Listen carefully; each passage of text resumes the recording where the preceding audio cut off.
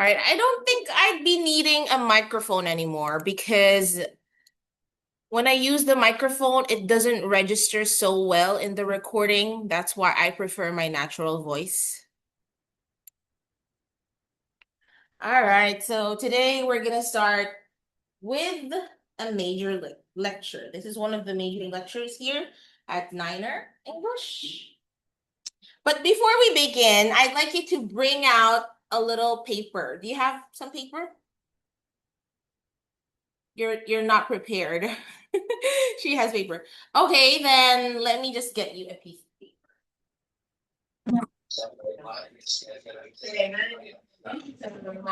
Ah, Sabi, hindi ko alam. Matandaan. May computer.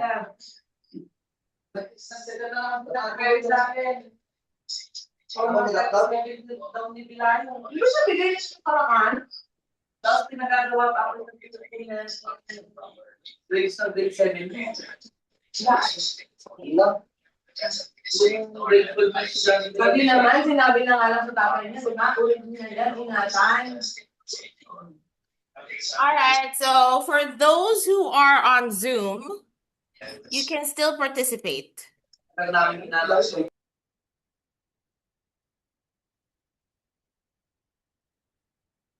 On that piece of paper, I'd like you to write down your goals for 2026. Your big goals or major goals for 2026. Just limit it up to 3, okay? Up to 3 goals. For those who are online on Zoom right now, you can also send it to me via DM or send it in the group chat. No problem at all. 3 major goals for 2026. I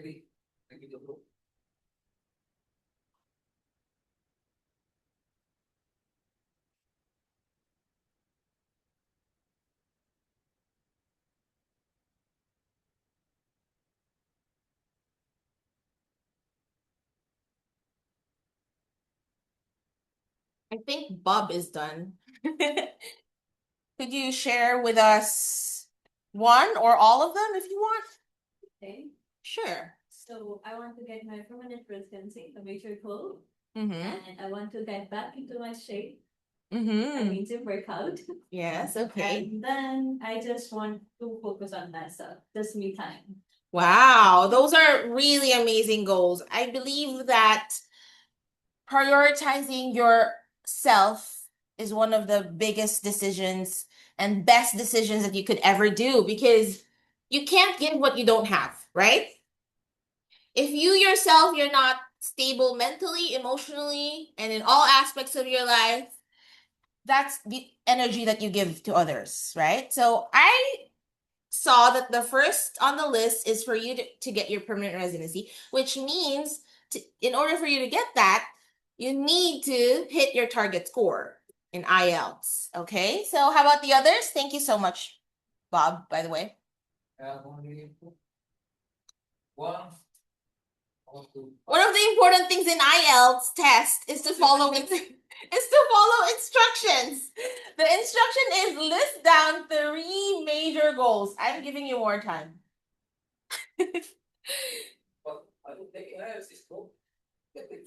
Okay, did you list 3? Yes, Kenji.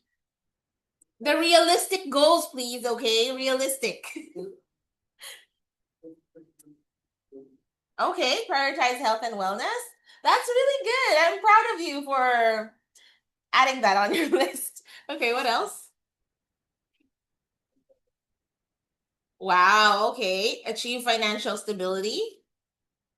And what's the third one? Add there that you should pass your IELTS because that's a prerequisite. Before you achieve financial stability, you need to be able to get your IELTS target score so that you can work abroad, right? I mean, I'm not saying that you can't achieve that in the Philippines, but you're already here for that specific reason, so might as well list that down. Achieve my target score in IELTS. Can you write it down, please? And how about you, John? Mhm. Working in UK, and one more.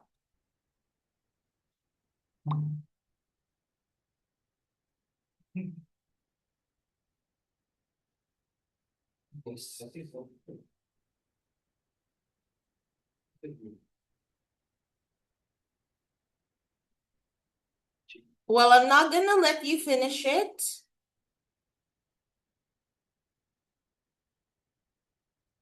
There are some random students PMing me, but guys, let me know if you're my student, okay? Because I don't reply to people who I don't know, okay? Please let me know who you are first, okay? If you're here in Zoom right now and you're the one who DM'd me. Okay, what's that? Enhance your oh! Napansin niya na kailangan mo daw i-enhance yung personality mo. Just kidding. All right, so yeah, that's a really good goal. Enhance your personality. We all have weaknesses, we all have shortcomings. So if we come to a realization that we need to improve something in ourselves, that's amazing. That's being humble, actually, right? So the reason why I asked you to list down your goals for 2026 is my next question is, I want you to ponder in your mind, what are you doing today to achieve your goals for 2026? You don't have to answer that, and you don't have to write it down. Just ponder. When I say ponder, think about it. Pag nilay-nilayan in Tagalog, okay? What are you doing right now, this very day, in order for you to achieve your major goals for 2026? Wow. I just said you can think about it on your own, okay? You don't need to speak up. But okay, yeah. Study hard. And by hard, it doesn't mean you have to have perfect attendance. It means you have to be consistent. All right? Because there are students always attending Zoom meetings and always attending classes, but not really present. In a sense, the focus is gone. Okay? Yes, you might be here physically, but it doesn't really mean that you're consistent and focused and locked in your goals. Okay, so you have to do some self-evaluation. Are you really focused? Are you really locked in your goals for 2026?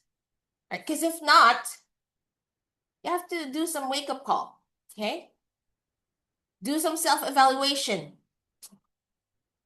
My technique is list down short-term goals that could help you achieve the long-term goals. If you're not listing them down, it shows that you're not intentional with what you want. Okay? So, I hope that small pep talk session could help you become a little more present today, okay? Because I'm going to be speaking in straight English. All right? So, for those in Zoom, you were not able to participate, but that's okay. Maybe next time when you're here. So today's lecture is IELTS speaking, and we're going to focus on the 3 main tasks in IELTS speaking. So I believe that all of you in the room have already undergone the IELTS interview. Whether it's a mock interview or an actual interview, you've experienced it.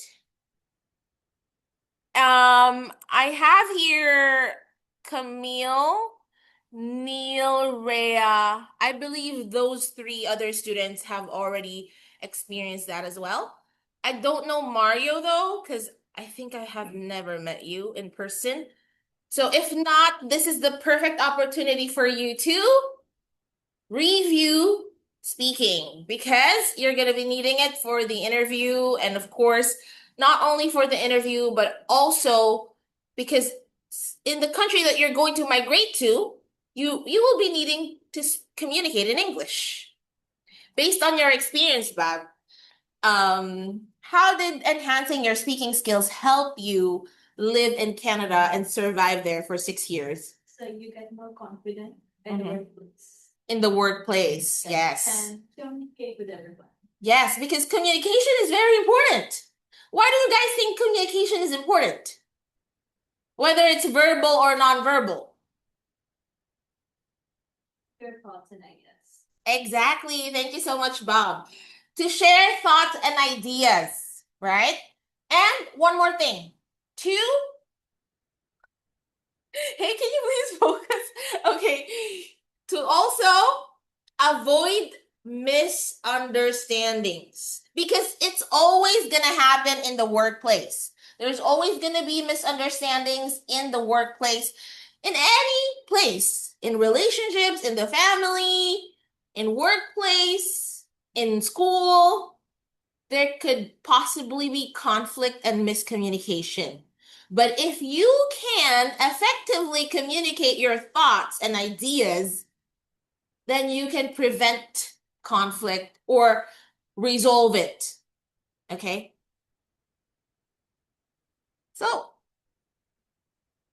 reviewing for IELTS is not just for your target score, but it's a holistic thing that you would be needing in the future when you're working and living abroad. Okay?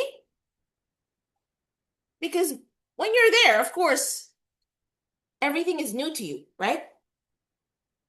Even asking for directions and getting directions, you need to speak in English, right?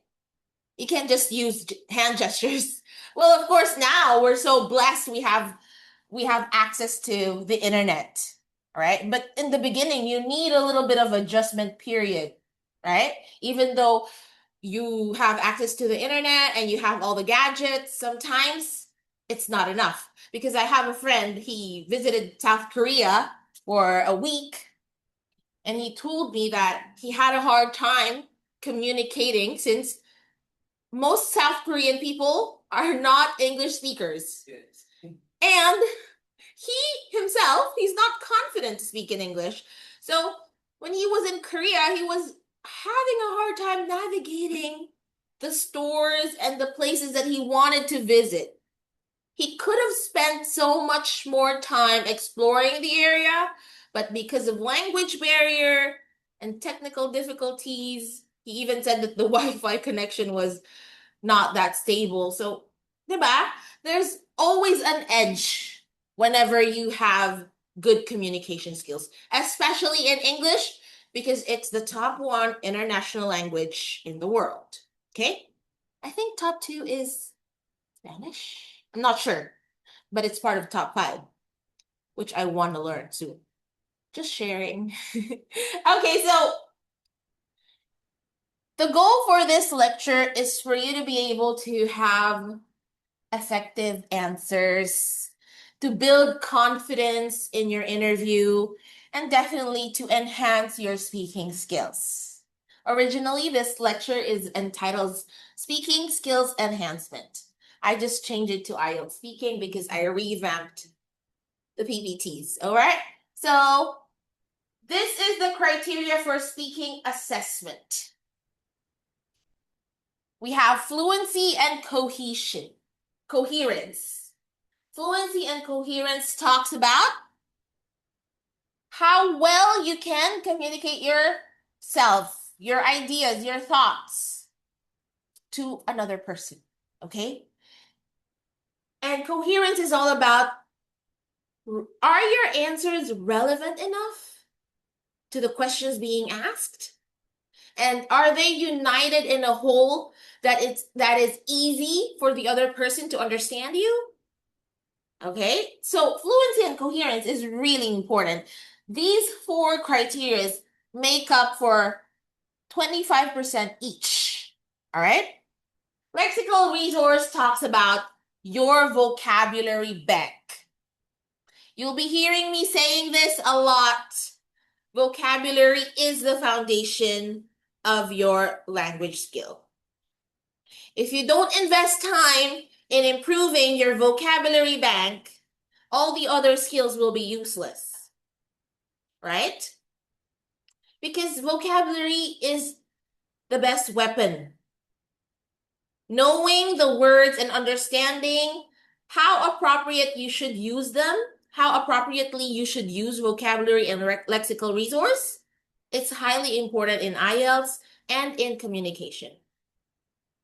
And then we have grammatical range and accuracy. We will be a little bit considerate on this area because most candidates are not very particular when it comes to your grammatical structure. If you have a few lapses in this area, they wouldn't be so strict about it unless if you really can't construct sentences that are understandable. But they're considerate with the little slips that you have while talking, okay? And of course, we have pronunciation. There's a difference between pronunciation and accent, okay? Everyone can have an accent, all right? Filipino accent, Australian accent, American accent, Indian accent. Sometimes it's very obvious when you speak. However, even though a person has an accent, the person can still pronounce words clearly and audibly, correctly. That person can share the thoughts and ideas in an effective way. So yes, pronunciation is one of the most important among the 4 grading criteria for your speaking assessment. Do you have any questions? This is just an overview. We're going to talk about it a little more on the next few slides. By the way, Bab, do you want to share with us your experience? Because you've had 3 interviews already, right? So can you tell us about the personalities of the examiners that you've met? If you're so calm Mm-hmm. and they wait for your answers, it's not like they rush it and they can boost up your confidence. Oh, really? Very unlike the one we experience in the Philippines. Okay, I heard that international examiners are kinder compared to Filipinos because the one that I had, she was so, poker face, and the ambience was really scary. But of course, I understand it's part of their job. And we will encounter different types of examiners along the way. You're just quite, I don't want to use the word lucky, but probably blessed, okay? Here for first interview. Uh-huh. It was very nice. Really? Oh, okay. Mine was Filipino. I guess the Filipino ones are the ones we should be looking at. Okay. So let's talk about each grading criteria a little more intricately. All right? Your examiner will look at how fluent you are. Fluency is your ability to keep speaking. All right?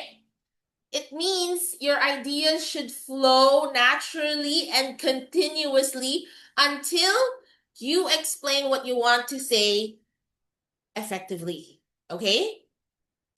It means if a person is fluent, the person does not need to use any fillers anymore. Fillers such as wanna, like, okay.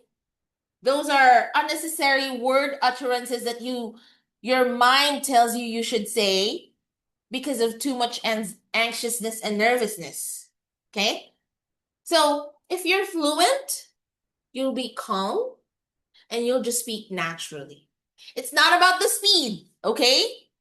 Your speed in speaking does not guarantee that you're fluent.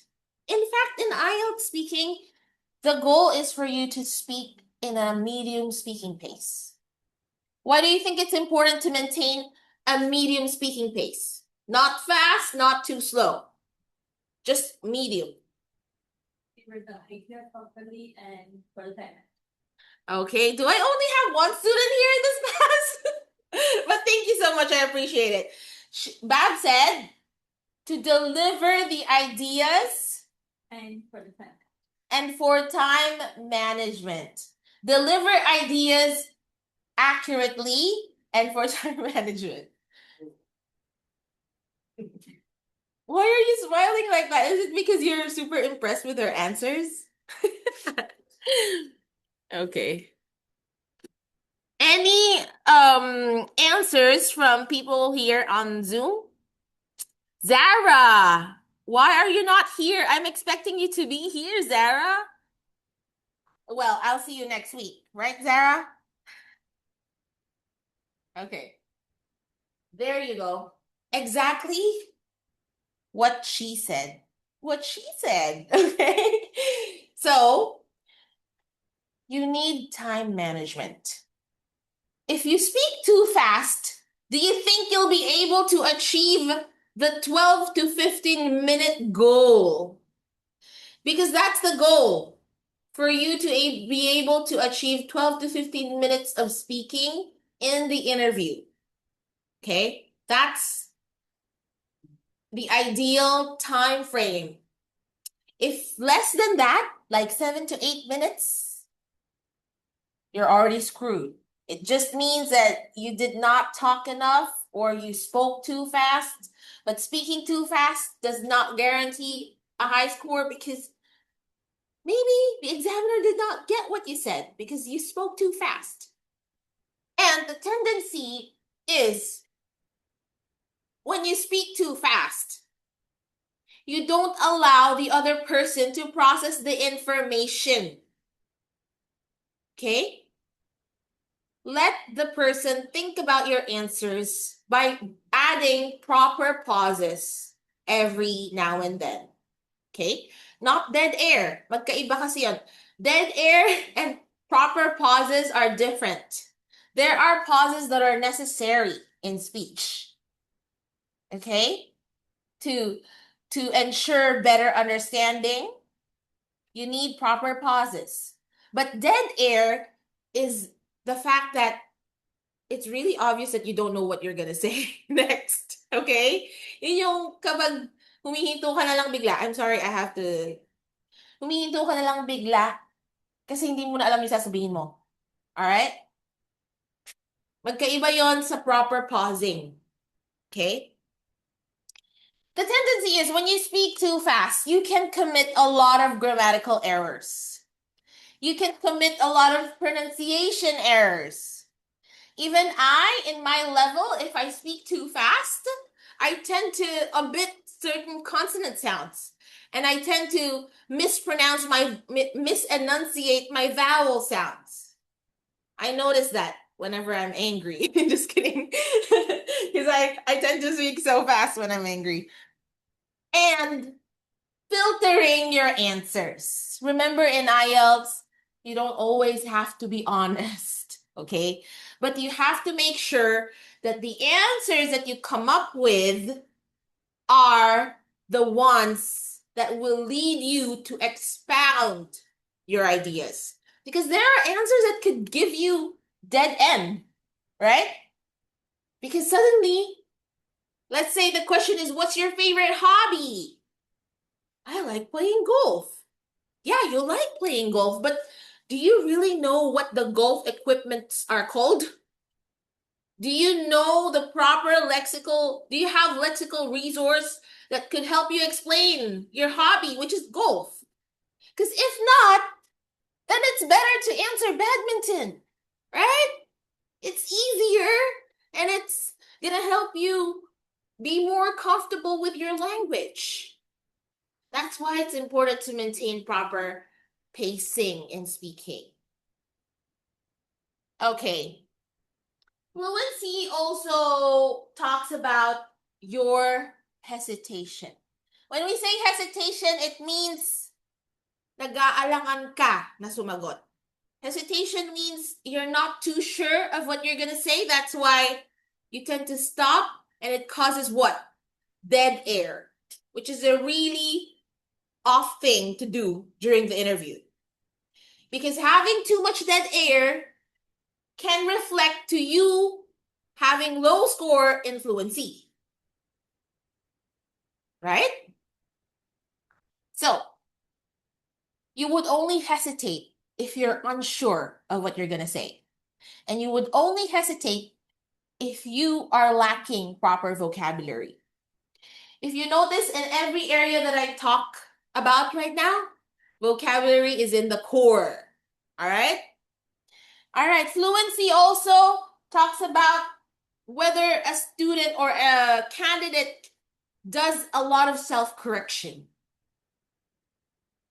Bakit kailangang iwasan yung pag-self-correct? Why do we need to avoid self-correction during the interview?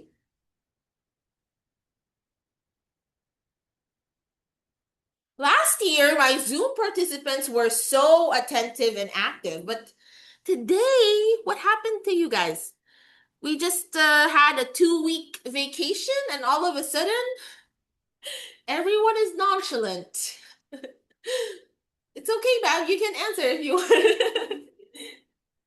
So, why do you think it's important to avoid self-correction? When I say self-correction, is like you made a mistake with a pronoun and suddenly you correct yourself during the interview. Bakit kailangan iwasan yun? Yeah, that's a fact. More mistakes will be committed. Or you are highlighting your mistakes, right? You're making it obvious. Do you really think that the examiner pays attention to every single word you say?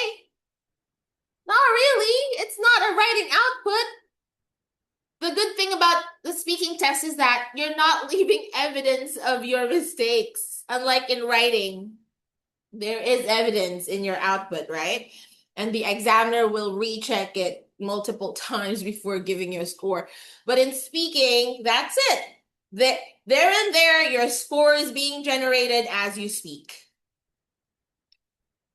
So that's the reason why you should avoid self-correction in the interview.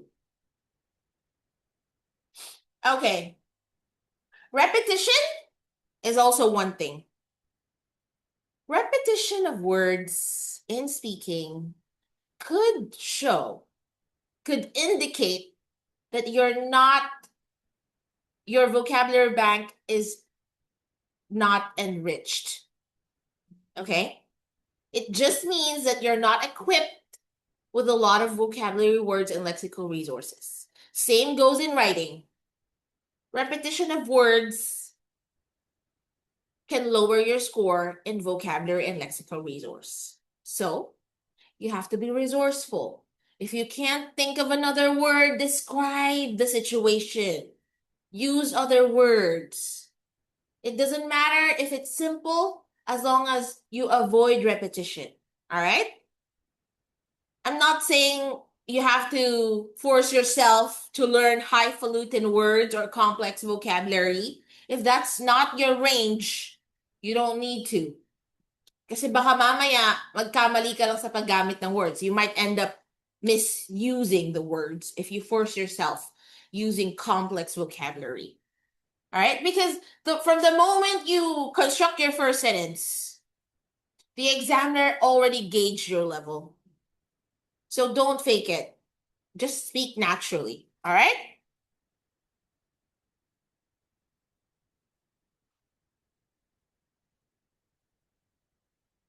Fluency and coherence is one unit. Okay? So coherence talks about how your words, ideas, and thoughts flow together. So, when you're explaining something, are you sticking to one thought or all of a sudden you're shifting to other ideas? Because if you tend to do that, you will get a low score in fluency and coherence because the whole point of scoring you in fluency and coherence is for the examiner to know if you can express your thoughts in a clear manner. Okay?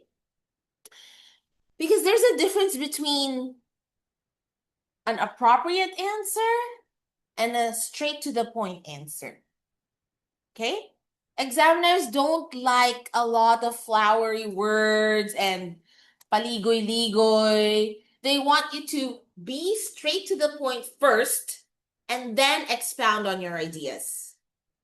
They hate it when you're giving so many other details and then they're guessing. You're giving them a guessing game. They hate it, okay? They want you to to answer it directly and then give the details about it. Expound it, okay?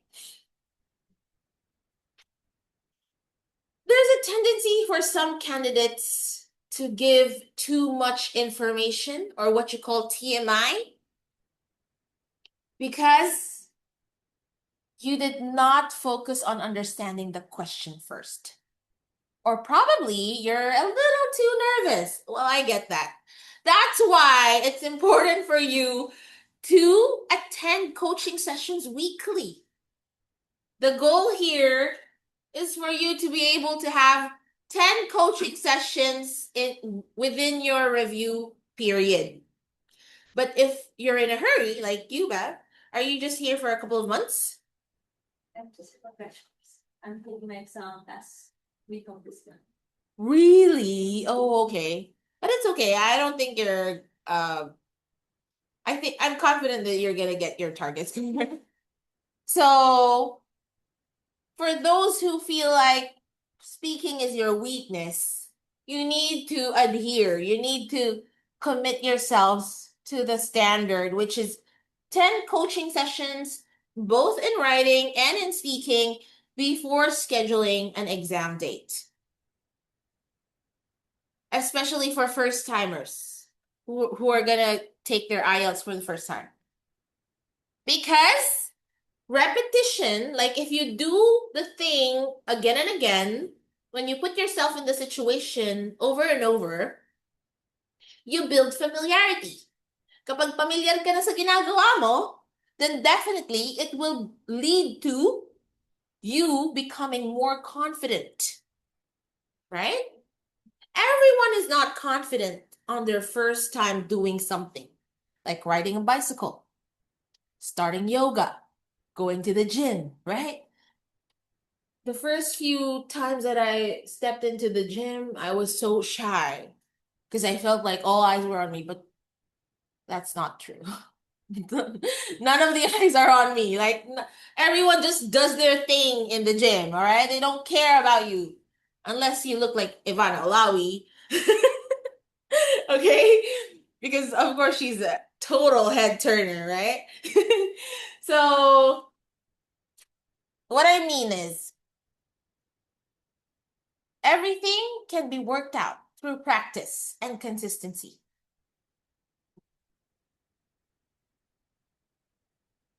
Coherence is also about coming up with organized ideas.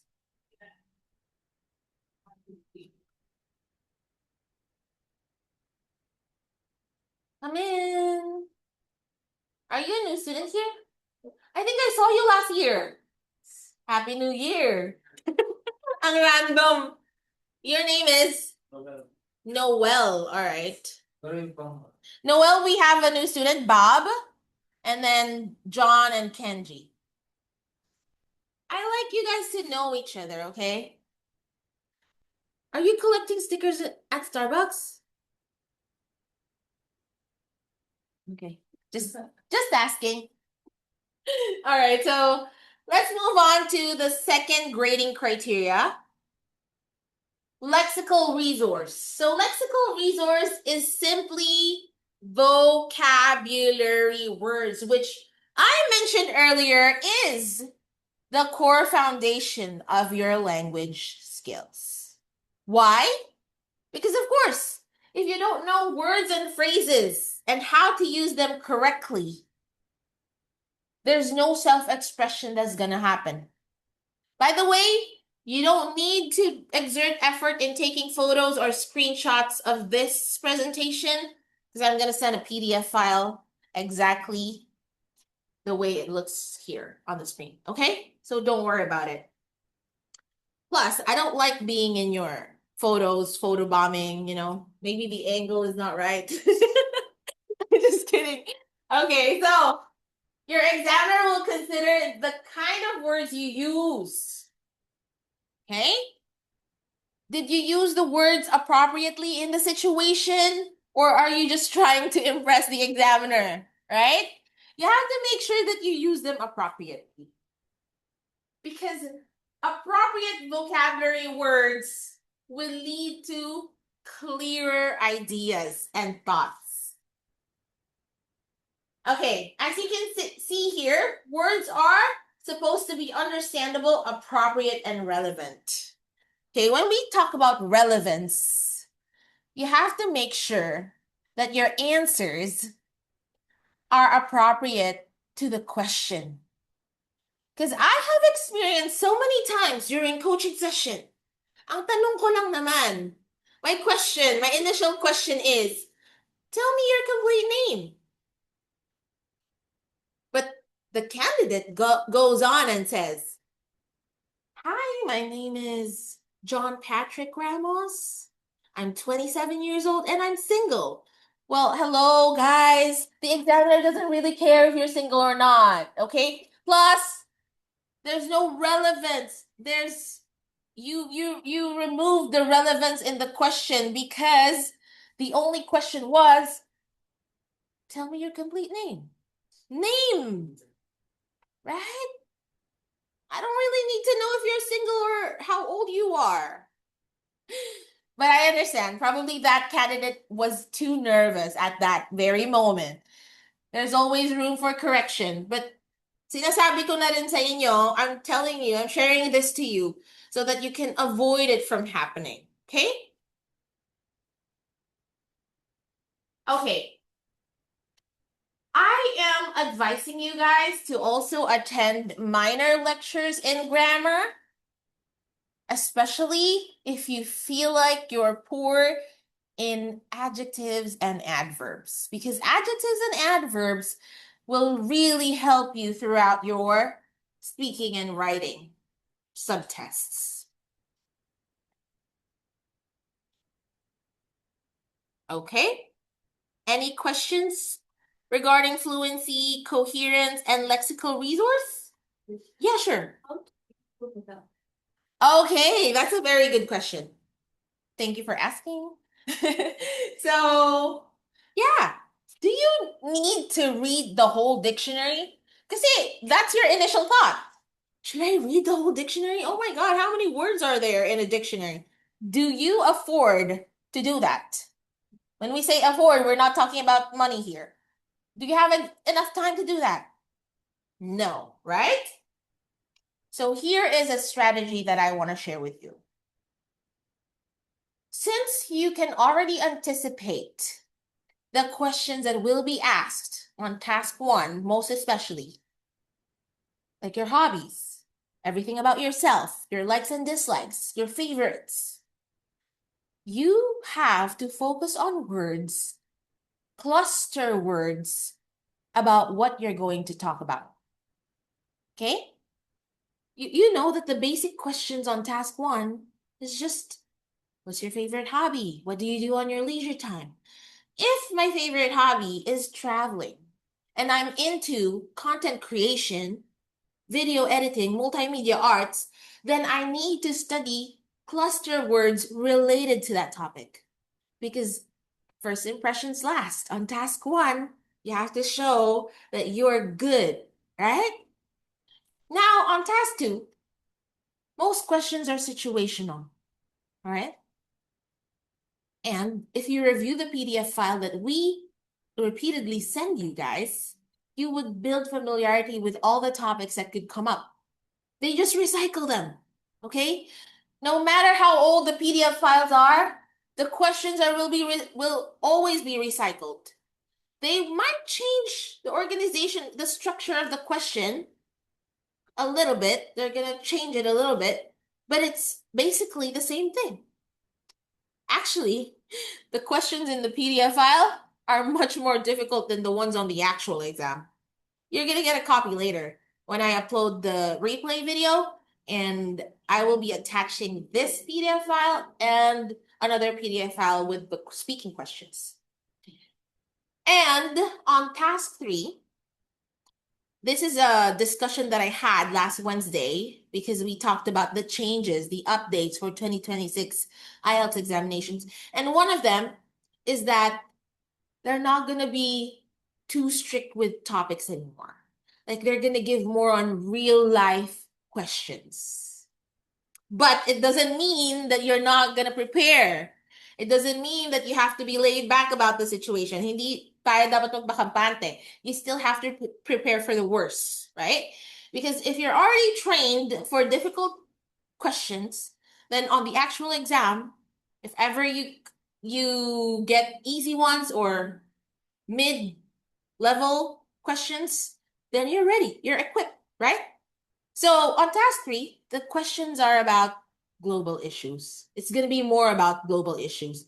And yeah, I'll add you on the group chat. Don't worry. I did send last Wednesday a list of global issues that are updated. I didn't include everything there, but just the headlines, just the major categories. Nakita niyo ba yon? Absent kayo nun. You were here, John, right? Okay, so you saw that. Just add me on Facebook later so that I can add you on the group chat because it works that way. If we're not friends, I can't give you an invite link.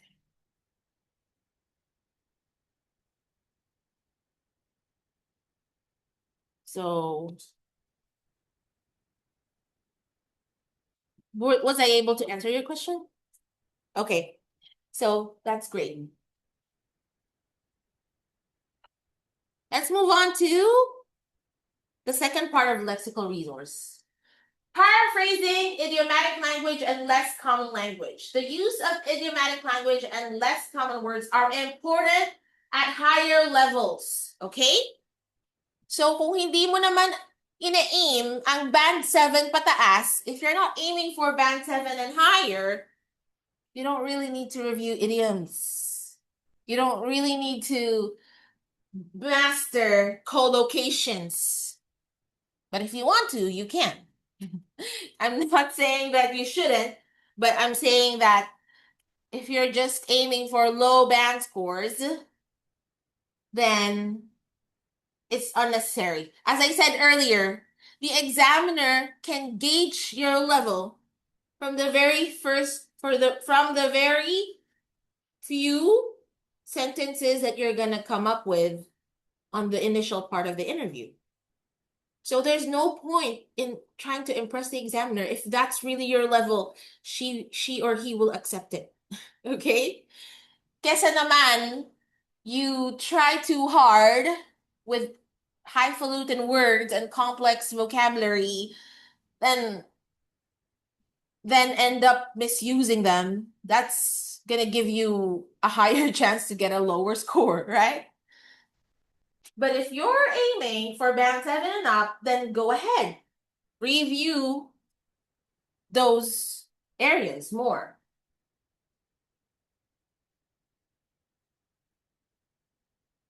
Okay. It says here, it takes time and practice to use idiomatic language. I've been teaching ESL for 10 years already. So long. Yeah. I've been teaching ESL. ESL is English as a secondary language. So by that information, you can guess my age, but don't think about it too much. Okay. So, ayun guys. My students are Vietnamese, Japanese, and South Korean students. It takes time. They spend several years before they improve their fluency because they don't speak English on a daily basis and it's not incorporated in their system. Okay, a new language is supposed to be like a program installed in your brain, in your system. Okay? So, if you don't use it on a daily basis, you can't really improve it. All right? But when you go to abroad, when you're already there, you don't have a choice. You have to speak in English.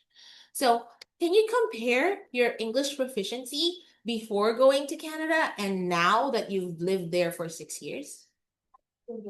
Yes. And do you feel more confident now? Yes. Okay. See? Kaya nyo din yun. When I see you guys again, if I see you guys again, um, sana naman, nakakapag-converse na tayo. Hindi lang yung nakatitig kayong ganyan. Tsaka sa interview. blank blank. Okay. So I'm hoping that the best for all of you because you're here because you started a journey, you started a dream. Wow, this is such a motivational talk, right? So might as well finish it. Okay, so yep, the examiner does not expect much from you if the examiner already knows that you can't handle really difficult words. By the way, I had a friend from Utah, had because we're not really friends anymore. Not because there was conflict. It's just because when you're not seeing each other very often, of course, there's the distance will affect your friendship, you know. I read in an article that friendship is developed through proximity, right? If you don't really see each other that much, the relationship won't be that stable. So I had a friend from Utah and I had a friend from Washington. They're both Native Americans, and I noticed that they use a lot of idiomatic expressions. Sometimes I couldn't understand what they were saying, but of course, because of context clues, somehow I grasped the idea, but then I had difficulty understanding. Apparently, idiomatic expressions are used by native speakers. It will make you sound more natural, but if you're not band 7 and higher, it's not that necessary. Okay, now let's talk about grammar, sentence structure, and variation. As you know, there are 4 types of sentences: the simple sentence, the compound, the complex, and the compound complex. Compound complex. 4 different types. Nung elementary nyo pa yun narinig, di ba? I know. That's why I am encouraging you guys to attend the minor lectures in grammar because somehow it's just a recap of what you studied ages ago.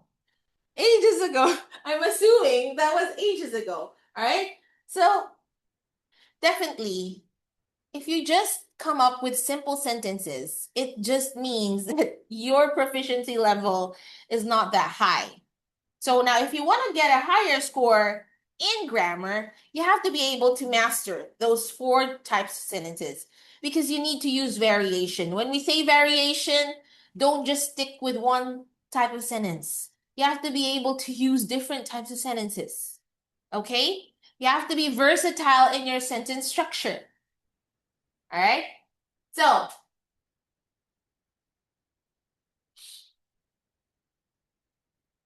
you need to show the examiner that you can use a range of complex structures accurately. Let's put emphasis on the word accurately, right? Because if you can only handle simple sentences, just make sure, but they are used appropriately, that's much better.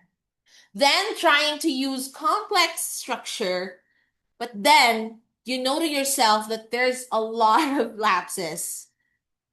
Wag na, okay? Mas okay na play safe ka na lang. Alright? Parang kung talagang yun lang kaya mo, yun lang. But if you feel like you can afford to spend more time studying and practicing English in the review center and you're not in a hurry to go to the country that you have to go to, then spend more time in improving yourself, your English skills. Some students spend a year here because they want to make sure. Well, why is that reaction on your faces? Well, as I said, don't be so pressured because every person has their own pacing. It doesn't mean if you got it in 2 months, the other person is expected to get it in 2 months too. Some people started with low initial English proficiency level, right? And it's okay. It's not a competition. You only compete with yourself because if you feel like you're competing with others, you tend to compare yourself a lot. Okay, grammar, it takes time. I tried to learn Spanish and I tried to learn South Korean language, grammar structure is so different. It was giving me a headache, so I just quit. But when I was younger, I was multilingual and I could speak 3 languages fluently. Apparently, every language has different structure. If you did not acquire the language in the early stages of your development, brain development, it's not easy to, but I'm not saying it's impossible. It's still possible. It's just that you need more effort when you're older because your brain cells are not that sharp anymore. We just have to accept that fact, okay? It comes with aging.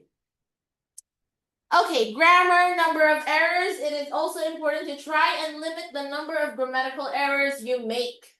That's why it's important to maintain medium speaking pace, because if you speak too fast, you tend to make more mistakes.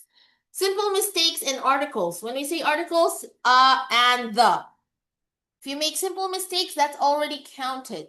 So the more number of grammatical errors you make, the higher point deductions you will get. The more point deductions you will get. Kadalasan pa naman sa inyo nagkakamali sa prepositions. Am I right?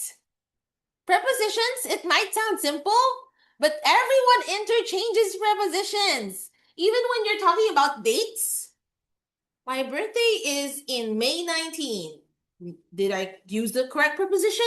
It sounds correct because my accent makes it sound correct, but it's not. The actual correct preposition is on. My birthday is on May 19. Don't forget my gifts, guys, okay? I'm just kidding. Okay, so on. You use on when we have an exact date. All right? On May 19, 1993.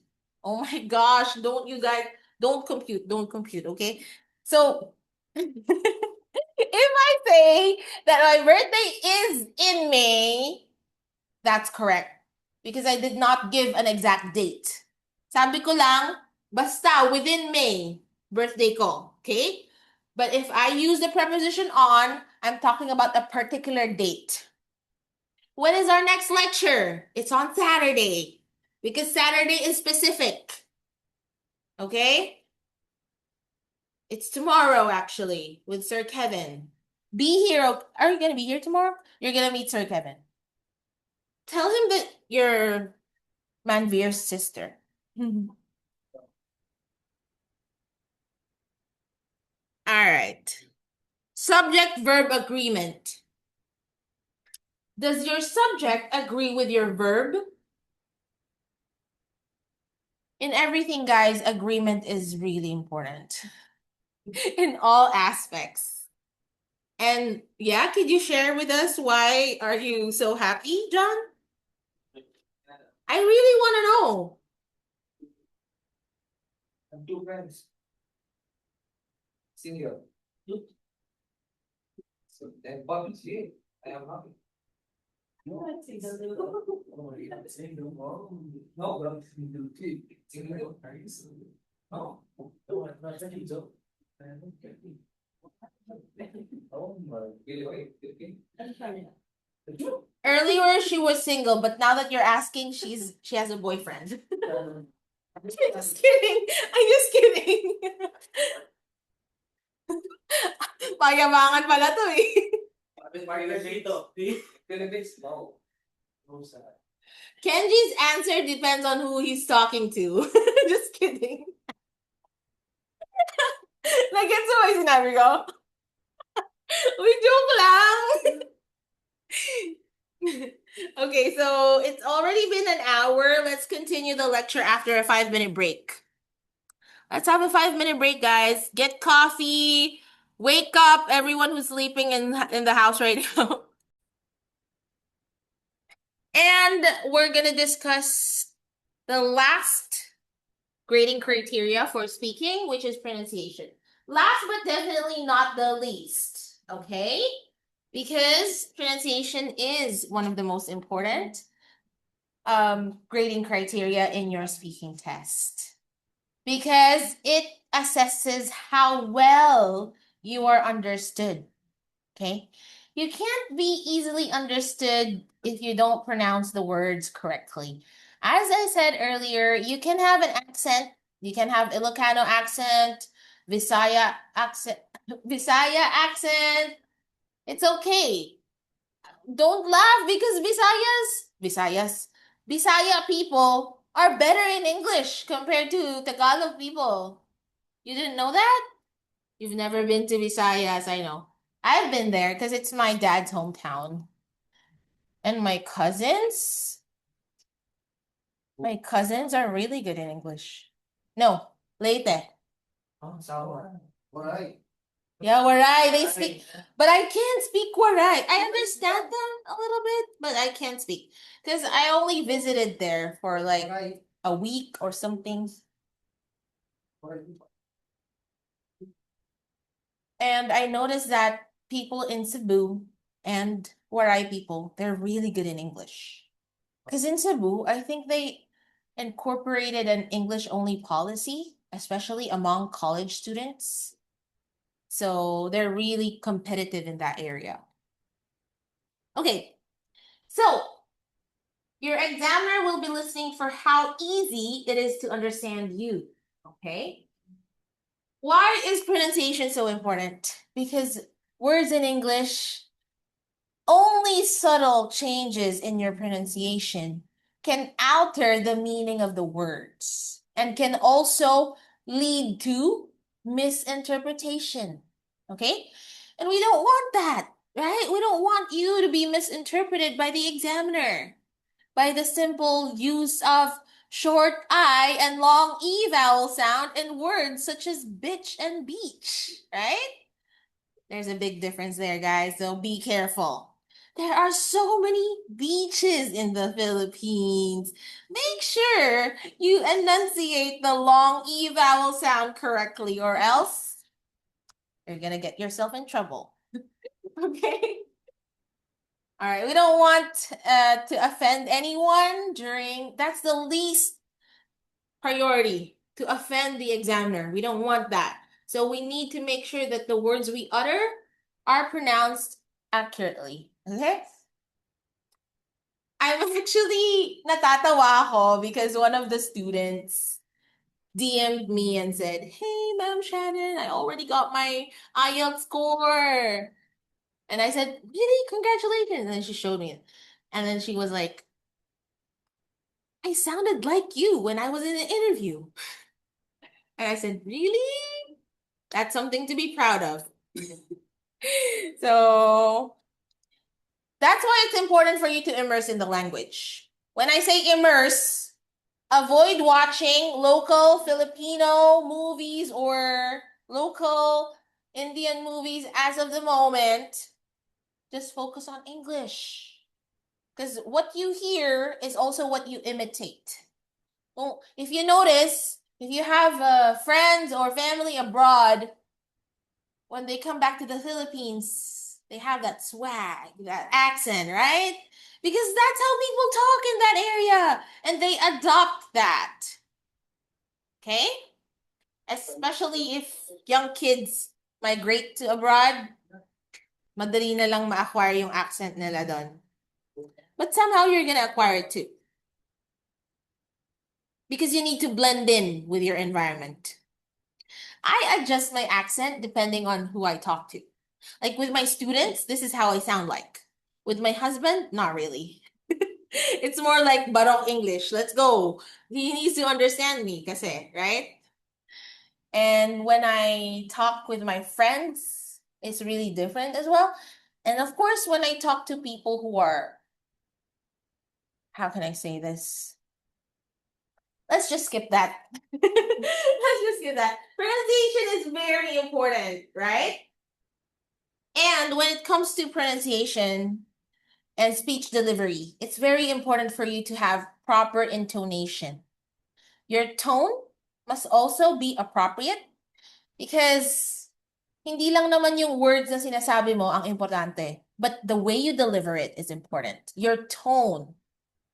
Does it sound like you're arrogant or does it sound like you're humble enough for correction, because examiners appreciate it if you tone down a little bit, because of course you need something from them, right? So be nice. Fake it till you make it. Okay. We will also be discussing stress, intonation, pitch. If not today, in one of these days. So if you feel like pronunciation is one of your weak areas, do attend our pronunciation lecture. I will not discuss this section in detail, but I'm just showing you so that you have a reference. This is the IELTS speaking band descriptors, so that you can understand, why did I just give you a 5? Why did I just give you a 6.5? This is the reason. Okay? Kasi hindi pasok yung ano mo, yung level mo sa criteria na yan. So, of course, it starts with 0, 1, 2, 3, 4, 5, 6, 7, 8, 9. Okay, I'm just gonna give you a quick overview of each level, which I discussed this as well last time. Just gonna repeat it for you guys. Okay. So, you will only get a band score of 0 if you did not attend, if you miss your interview. No attendance at all, band 0. You'll get a band 1 if you don't speak. You're there, but you don't speak. You get a band 1, but all you say is yes, no. And it shows on your face that you don't understand anything. So a band 1 is a non-user of the English language. Can only utter few isolated words, such as yes, maybe, no. Pinoy henyo pala. Pinoy henyo is a game that we play in the Philippines. You're only supposed to say yes, no, maybe. So you're a band 1 if you're on that level, okay? Band 2 if you're an intermittent user. Do you know the word intermittent? You'll probably hear that when someone says, the internet connection is intermittent. Ibig sabihin, choppy. Putol-putol. It's disrupted, right? So if your speech is intermittent and you have great difficulty understanding English, you get a band 2. You can answer, but most of the time, it's irrelevant to the question. Okay? Hindi siya tumutugma. Or, hindi ka makabuo ng mga complete sentences. Pero you want to say something, but you only come up with really short phrases. That's a band 2. Kung ang band 1 word lang, band 2 is, yes, you can construct a few phrases, but most of the time, it's not understandable. Band 3, I'm so thankful that the lowest band score that I have given among Filipino candidates here in the review center is a 3.5. Yun lang, that's the lowest that I've given, which is okay, right?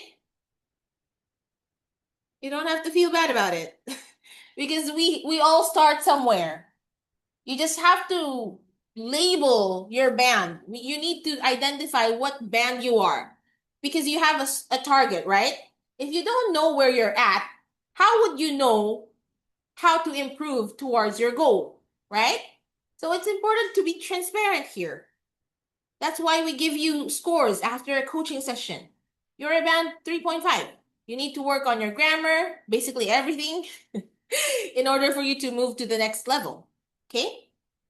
So a band 3 candidate is an extremely limited user. Can only communicate using basic expressions. Okay?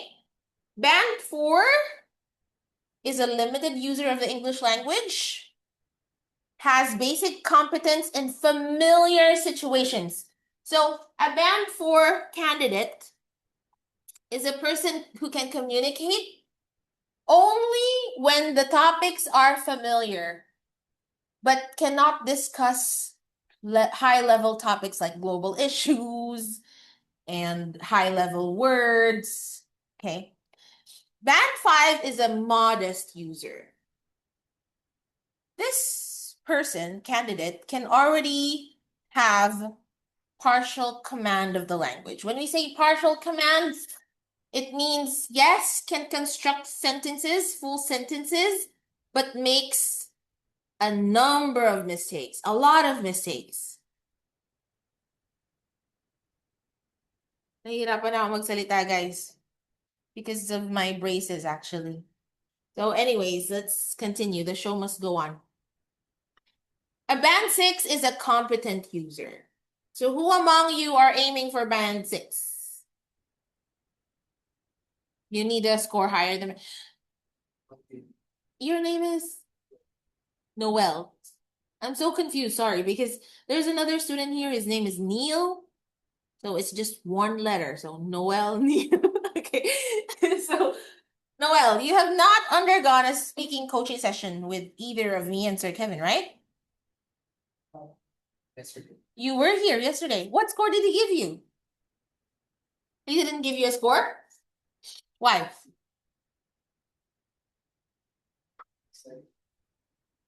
Okay. Try again next week. Probably because it's your first time. Yeah. He doesn't really give a score on the initial interview. Okay, so if you're a band 6, you have effective communication. However, there are still subtle errors. A band 7 is already considered a good user of the English language. Generally effective command, but some errors. And then band 8 is a person who is a very good user already. By the way, guys, on my first take in the IELTS, I only got a band 8 in one area. And of course, band 9 is an expert user. That's the highest possible score that you could get. It means you're fully operational in the English language. So now, let's identify your band score. Let's say you're a 4.5 right now. So, your goal is to get a 6 or a 5. When do you know that it's time for you to take the test? When you're consistently getting one band score higher than your target score in all subtests: listening, reading, writing, and speaking. Because you have to make sure that you're gonna parang lalagpasan mo yung target score mo. Okay? Para hindi masayang, so that you don't waste money paying for the examination.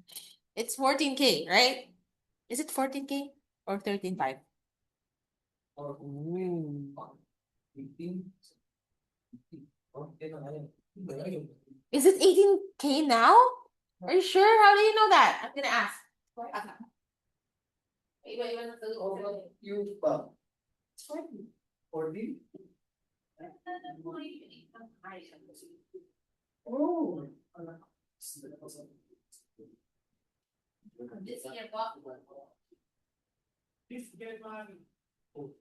Guys, it's 14K.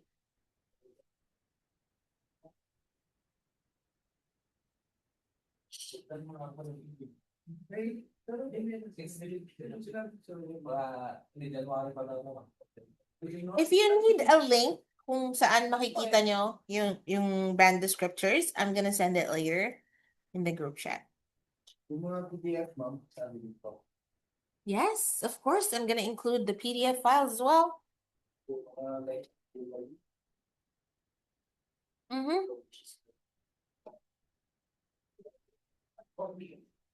Okay. what? What are those brothers? I did send a list of global issues. Did you guys see it? Should I resend it again? Resend it again. I'm redundant. Should I resend it?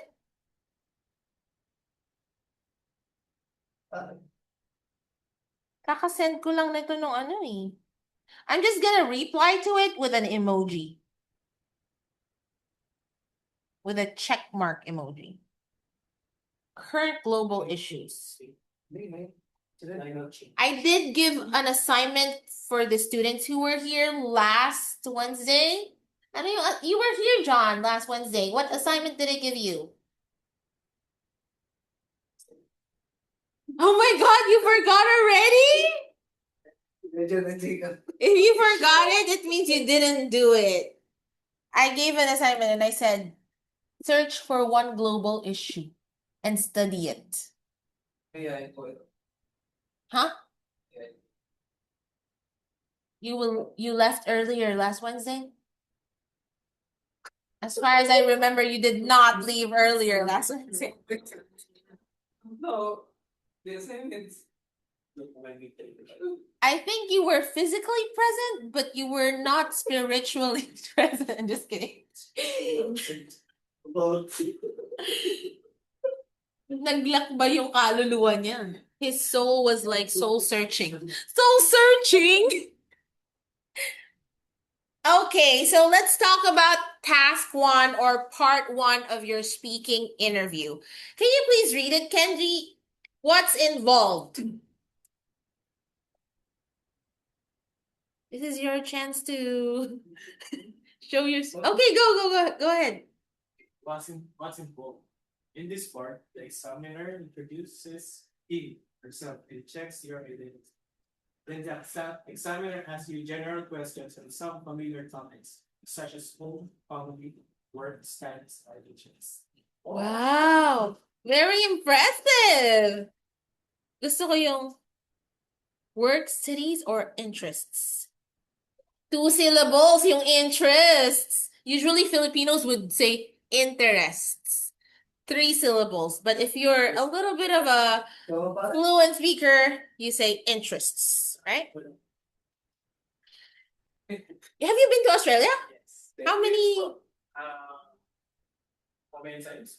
For how long have you been there? For vacation only. Ah, You can say, he's rich. For vacation only, Australia? yes. You gotta be kidding me. I'm just kidding. How much is the like airfare? Airfare around 35 to 40,000 pesos. That's one thing that I consider whenever I think of migrating to another country. Which country would would it be cheaper for me to go back and forth to the Philippines? Like Cebu Pacific. the Philippine Airlines flights. In Canada, the fare is so expensive. It's like 100K. Yeah, yes. Yeah. 100K for one trip only?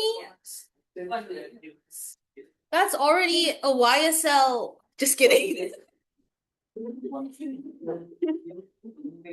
your 6 years there, how many times did you come to the Philippines? I've been twice and one time twice. So that's like And 600K? it's like 4 times. So yeah.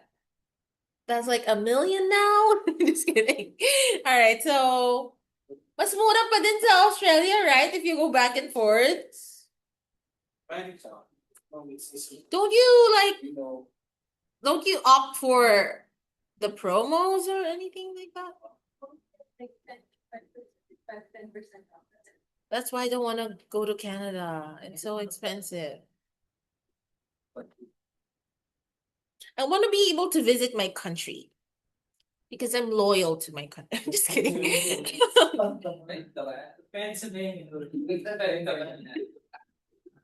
Oh, how much is the airfare to Pantabangan? 150.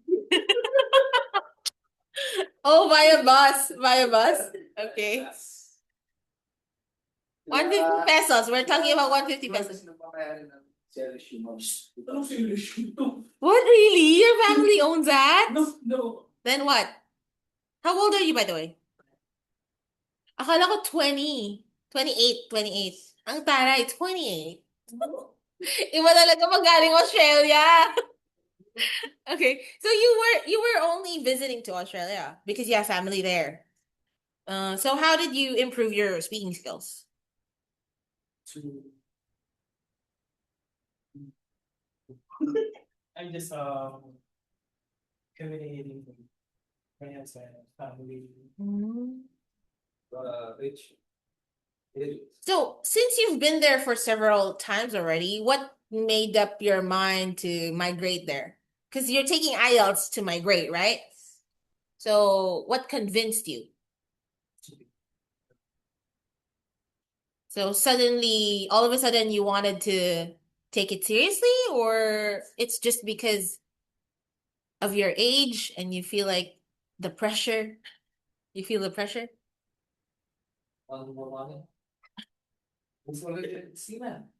Ah, you work as a seafarer. Uh-huh. For how long? 5 years. That's so challenging because you're only surrounded by ocean. I think I'm gonna lose my mind if that happens to me. 60 days. How many? 60 days, maximum 60. You can't step on land for 2 months? No, You're just in the middle of the ocean? Oh my gosh. I've heard that a lot of seafarers have like they're clinically diagnosed with depression. You know what? My uncle, he's been a seafarer for like half of his life. And now I don't wonder why he is clinically diagnosed with depression. It's really taking a toll on your mental health, right? Anyways, that's not my problem anymore. I don't want to stress myself. Continue, guys. So, part one is ideally going to last 45 minutes, depending on your response. If you only answer with one word per question or one phrase, you're not gonna reach the ideal time, which is 4 to 5 minutes. That's why you have to expound your answers. I'm not asking you to be restricted with a certain format, but if you can supply 2 to 3 sentences per question on task one, that could ensure a better score. And that can ensure you that you will be able to hit the target, which is 4 to 5 minutes for task one. Okay? Again, don't be restricted with that number of sentences. Okay? You can go further. But just make sure that your answer is still relevant to the question at hindi ka paligoy-ligo, you won't go off topic. All right? So again, you introduce yourself on task one because questions will definitely just revolve around you.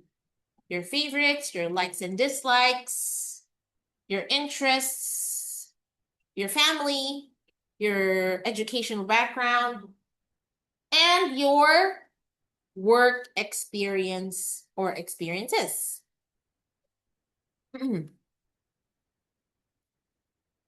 What skills are tested? This part tests your ability to give opinions and information on everyday topics. Of course, task one, easy level. This is considered easy level, but it's also a crucial level for you to establish good rapport. Meaning, dito mo i-condition yung atmosphere. You're gonna condition the atmosphere of the whole interview. Because whether we like it or not, first impressions last. So when you step inside the speaking room, you smile. You have to have a positive aura. Even though the examiner is not someone smile worthy. Just kidding.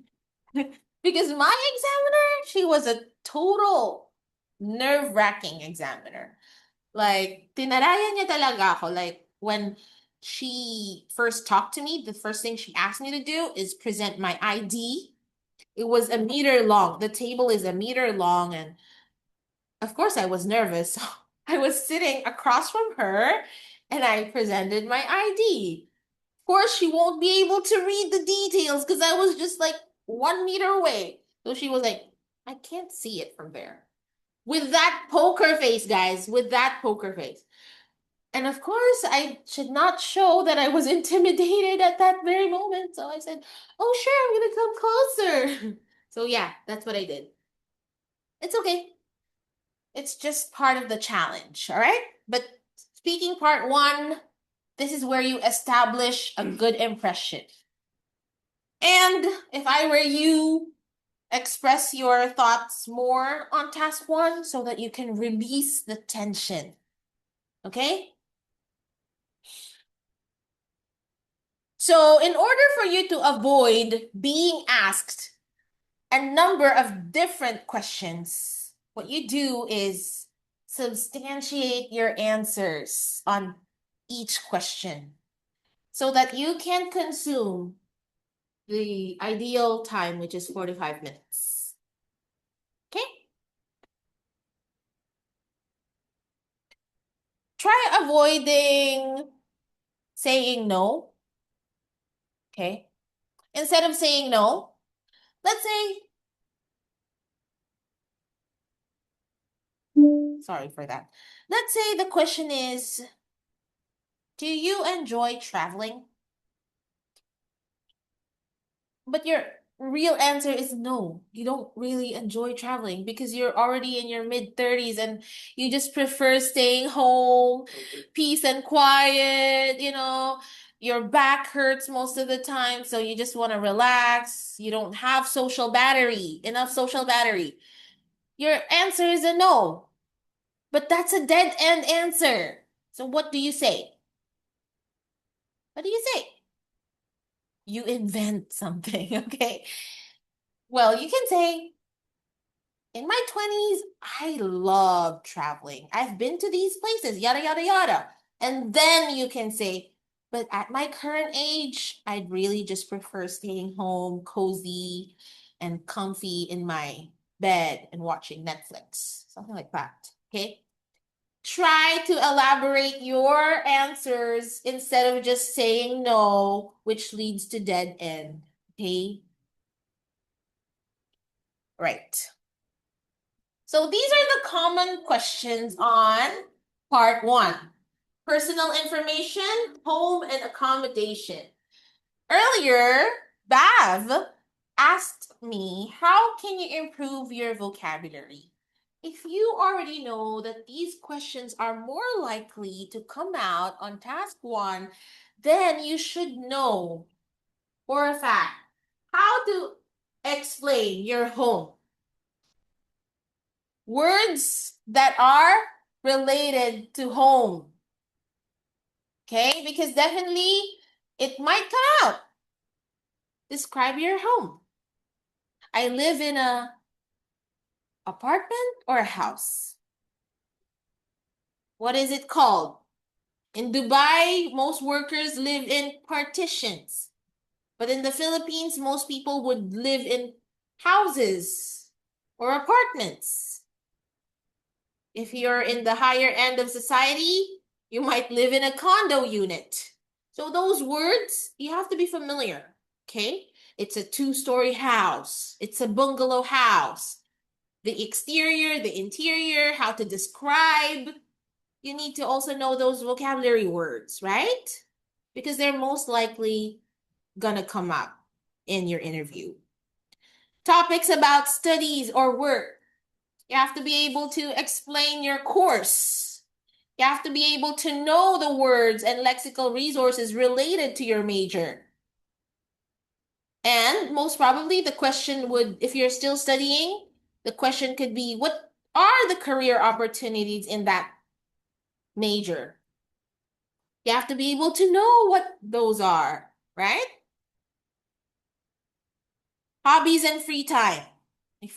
Definitely, this is one of the most common.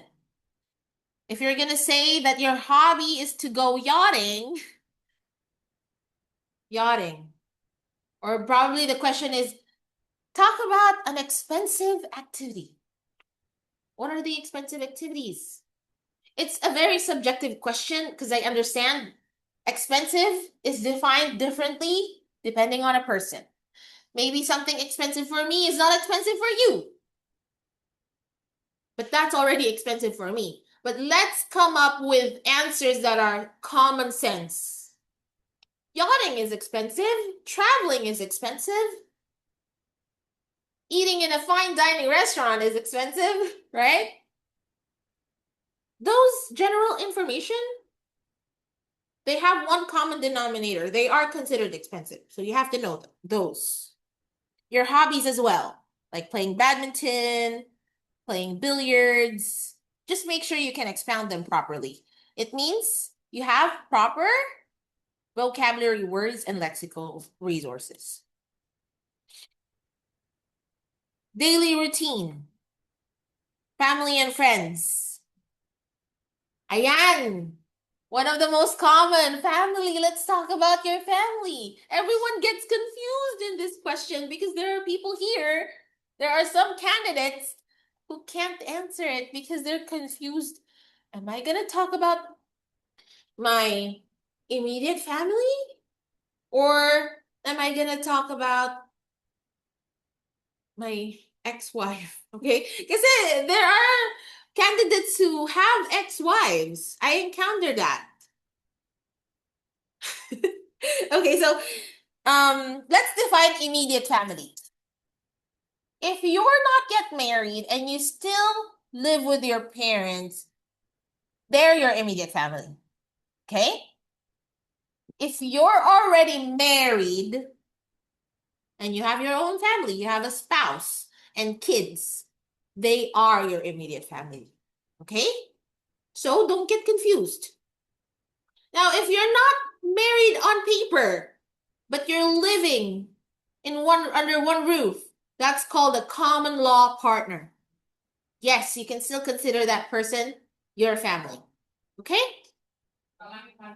Just make sure that you say the correct word, which is common law partner. It's not live-in partner, okay? Commonly, people would say, she's my live-in partner, he's my live-in partner, but no. It's the correct term is common law partner.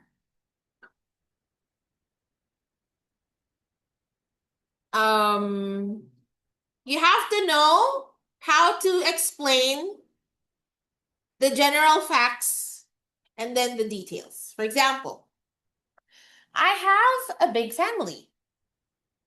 We're a family of 8. I have my parents. They are both retired. I have 3 older sisters.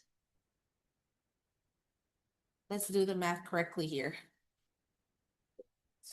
3 older sisters, 2 older brothers, and I'm the youngest. You have to organize your thoughts, okay? But I just invented that. It's not true. Okay? Why are they taking a picture? So, there you go. Any clarification for family and friends? You understand, right? Don't get confused. Because most of the time, candidates, when we are in the speaking coaching session, they just stare at me blankly because they don't know what to say. Food and drinks. Okay, food and drinks. Is it okay to mention local food? It's okay. As long as you can explain it and elaborate it well. Now, if you feel like you're not confident to translate sinigang in English, do you know sinigang? I'm sorry. Local food in India. Can you mention one?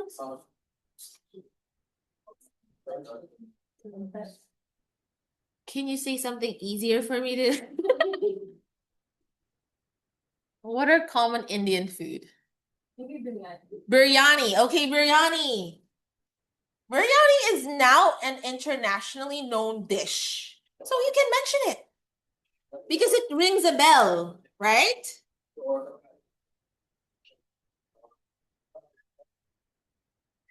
Ano na?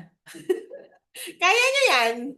Okay, so Filipinos, favorite food is adobo, sinigang, sisig. Okay. To be honest with you guys, Filipinos are conquering the globe right now. There are so many Filipinos around the world, and most people already know what adobo is, but we can't risk it, okay?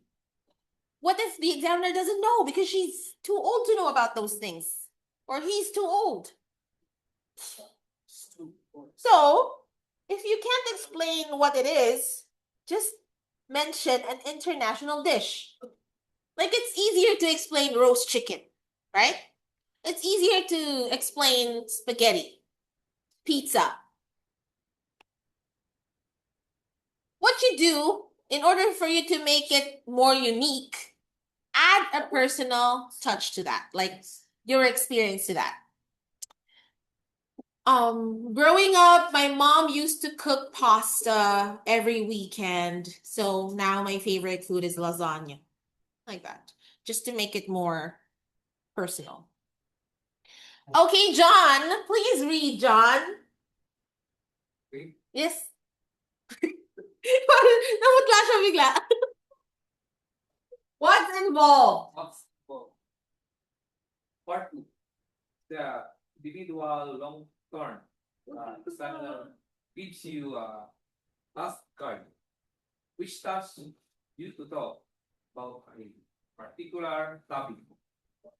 The card tells you what points you should include in your talk and instructs you to explain one aspect of the topic. You have 1 minute to prepare your talk, and the examiner will give you a pencil and paper to make notes. By using the points or task cards and making notes during the preparation time, you should be able to think, appropriate things to say, and have time to structure your talk so that you can talk in for 2 minutes. Thank you so much, John. That was very kind of you. Okay. So basically, on task 2, you have to prepare yourself because it's not a two-way discussion anymore. The questions, hindi na yan ibabato sa'yo isa-isa. Okay? Yung iba kasi akala nila, tatanungin pa sila ni examiner, isa-isa sa questions. On task 2, you're on your own. Okay? So, when the examiner prompts you and tells you that you have a minute of preparation time, use that time to list down an outline for your speech. You might think that 2 minutes is not enough. That 2 minutes is so fast. But actually, when you're in the interview, that's the longest 2 minutes of your life, right? So you won't have time orientation anymore. Kasi wala namang timer. There's no timer there. But there's a clue when you should stop. Because the examiner will cut you off. That's the only time that you stop. Kailangan tuloy-tuloy pa rin. Kasi hindi ka sure kung na-hit mo na yung 2 minutes, right? Okay. Usually, they will give you a scratch paper. Much bigger than this, of course. I think it's like that big. I don't know, in the testing centers that you, I think it's as big as your notebook. It's a letter size. It's a letter size paper? Yes. I can't remember anymore. Letter size. So yeah. And you will be provided with a pencil. Pencil? Yes, a pencil. So that's the standard. You are not supposed to write paragraphs or sentences. Only keywords and an outline. Why are you supposed to write down keywords? Just in case you forget what you want to say, when you read the word, the idea will pop up again. Okay? All right, so another way for you to practice is use your phone's timer. Oh my God. What just happened? The power was gone, right? Oh. Wala yung rain. Pero yung aircon kasi humina eh. Do you remember you watch movie? Stranger Things! Oh my gosh! The demo dogs. Did you guys watch Stranger Things? Nagbe-blink kasi yung ilaw dun eh. Yeah, I'm on season 4 right now and I'm gonna watch season 5 next week. That's my goal in life, to finish the series. I'm just kidding. It was a power interruption. Okay.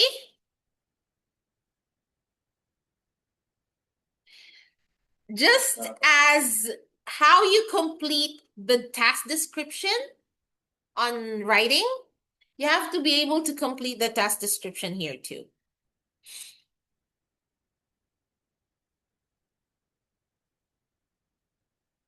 Okay. The examiner will ask you to begin talking and will stop you when the time is up.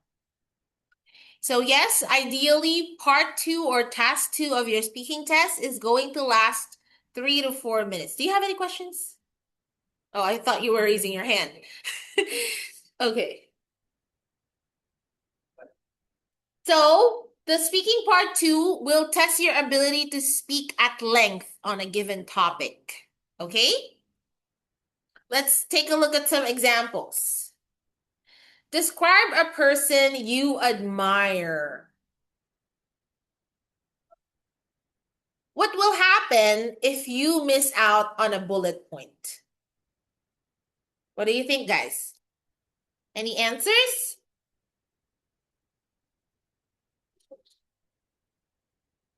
Yes?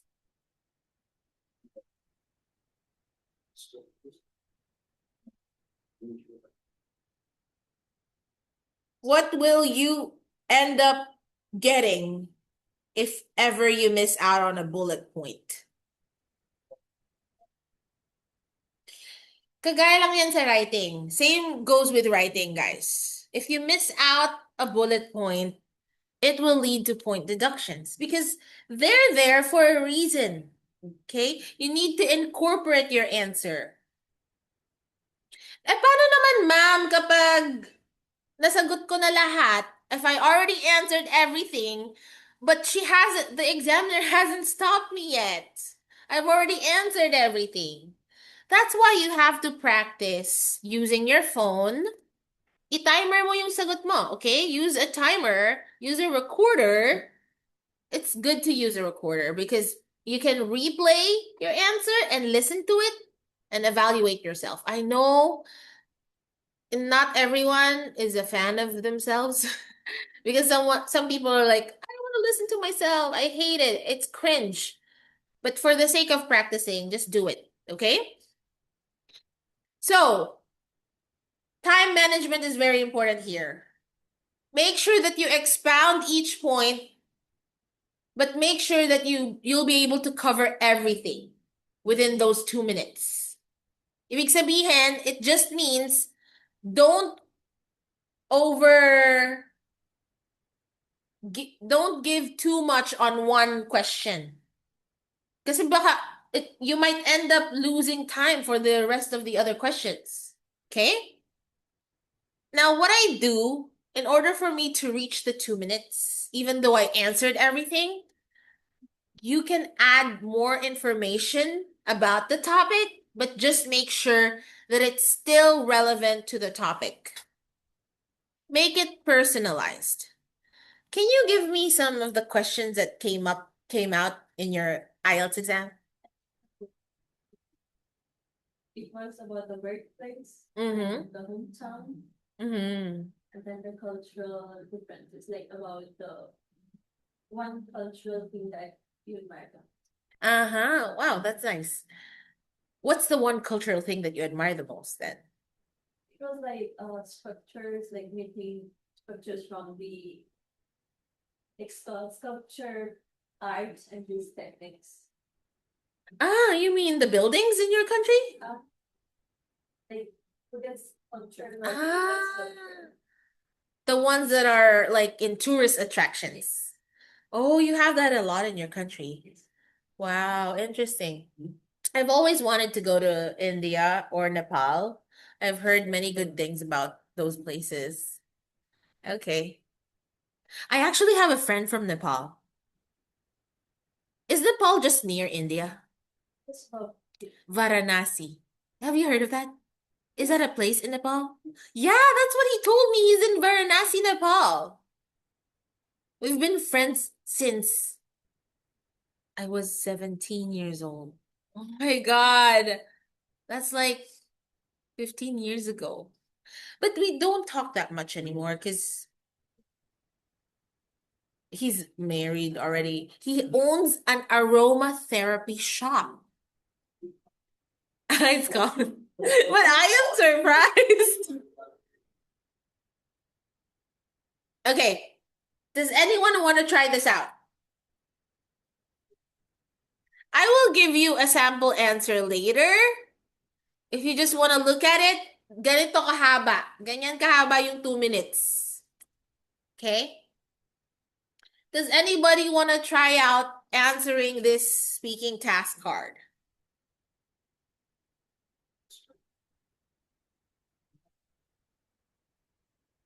It could be a celebrity. It could be, yeah, politician, but not advisable to mention anything about politics because it might leave a bad impression to the examiner, especially if that examiner has negative opinions about that specific politician. So it's much better to play safe.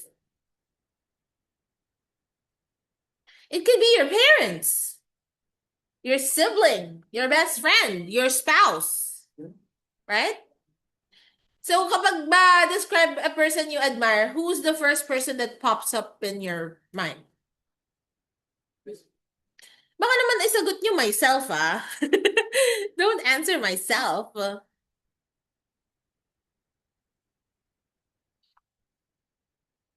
Who's the first person that pops up in your minds when you hear the word admire? I'm thinking of a popular Filipino celebrity, but not just because she's a celebrity, but her lifestyle itself, her character is what makes me admire her. Tony Gonzaga. Are you familiar? No. Tony Gonzaga. I have so much to talk about if I choose her.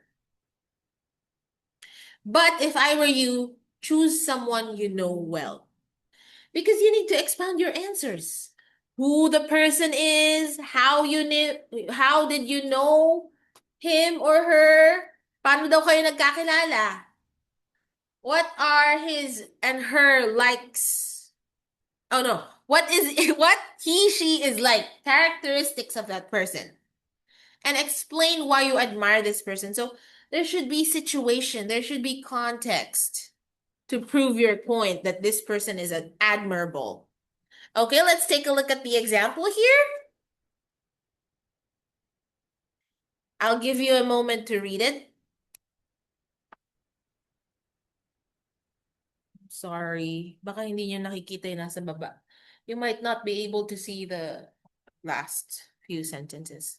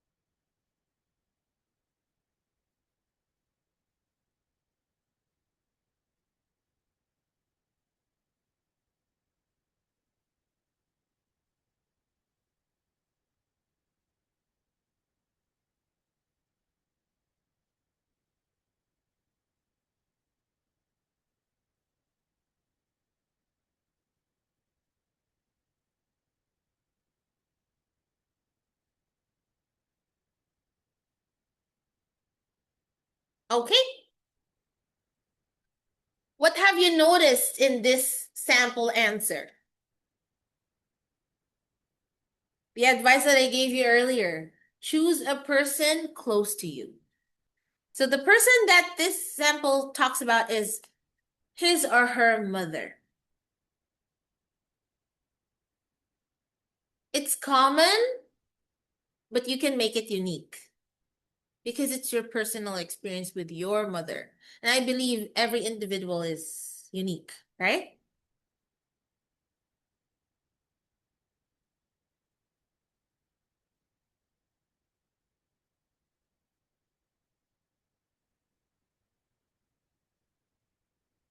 Actually, one of the best ways to get a good score in speaking is make your answers touching, like emotional.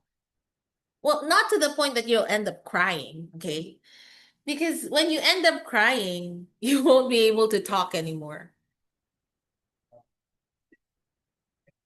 Kaya ako lang naman to binibring up, guys, kasi may mga estudyanteng umiyak na sa akin.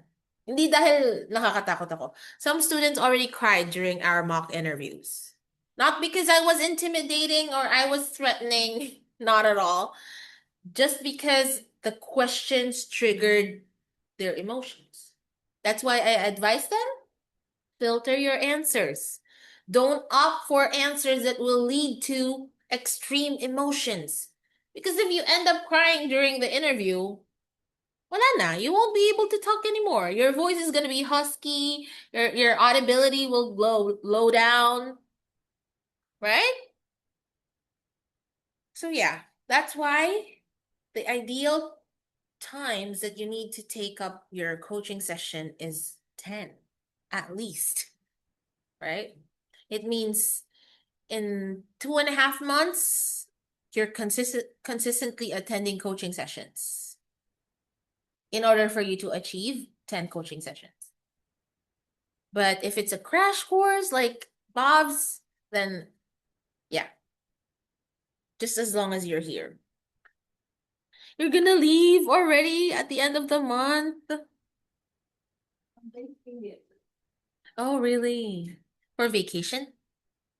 That's nice. I'll come with you. Just kidding. Okay. Another sample question, guys.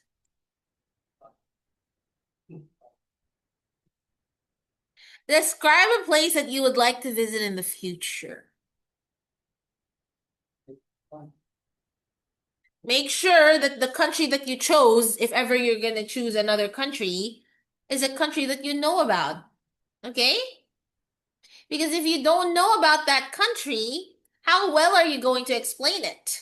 Like, why you want to go there? Can you explain the reasons why you want to go there? Can you explain what you know about the place, the cultural or the tourist attractions? Because if not, you better do your research. Because this is one of the common questions that will come up during the IELTS.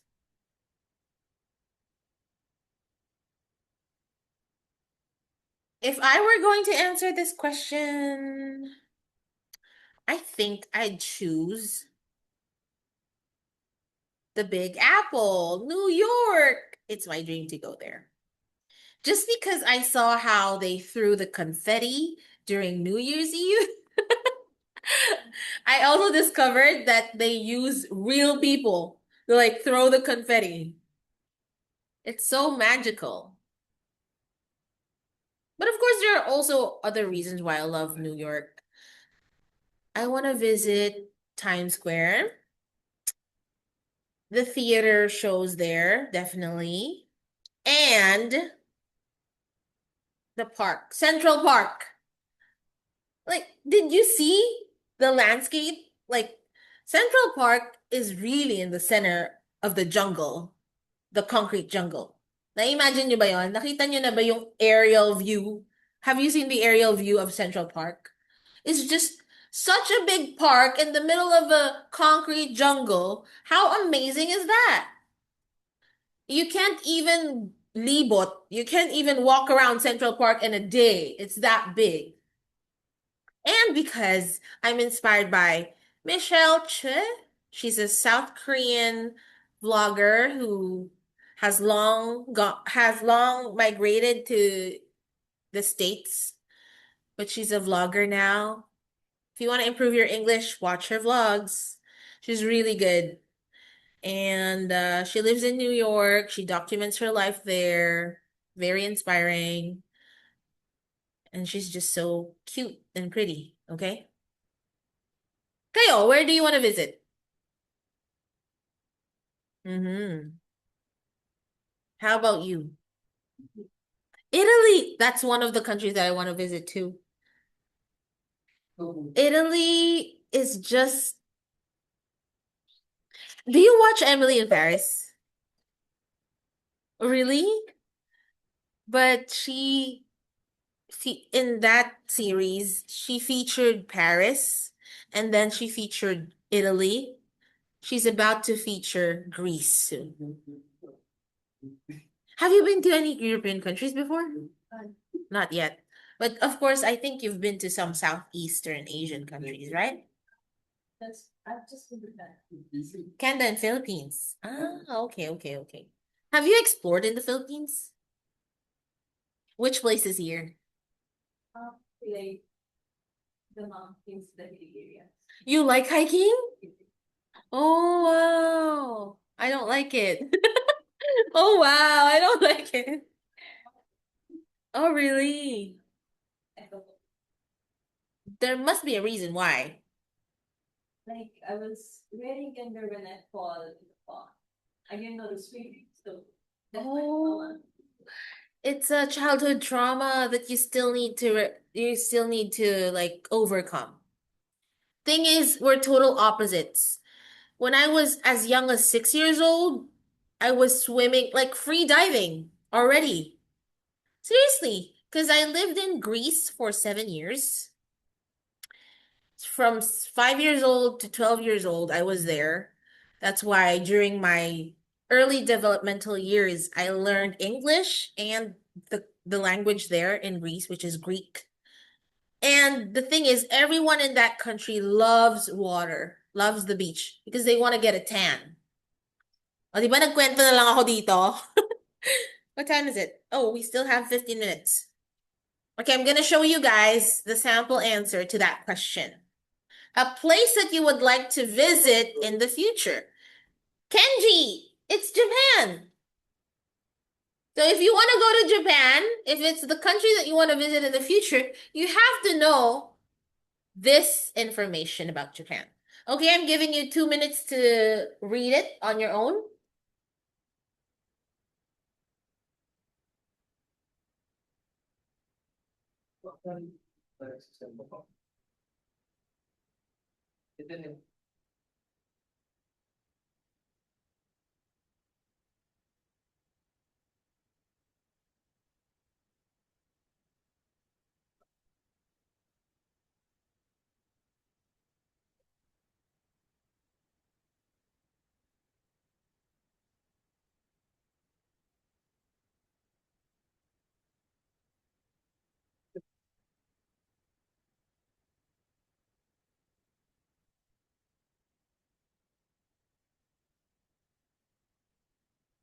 Noel, which country do you want to visit in the future?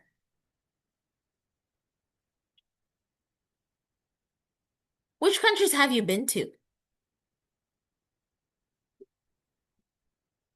Different countries.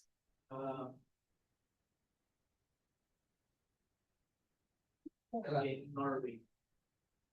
You want to go to Norway because of the Northern Lights. Yes, everyone's dream nowadays. It's being very much talked about nowadays because vloggers, content creators have been showing off their content about Norway. Yeah, really? Where in Canada? The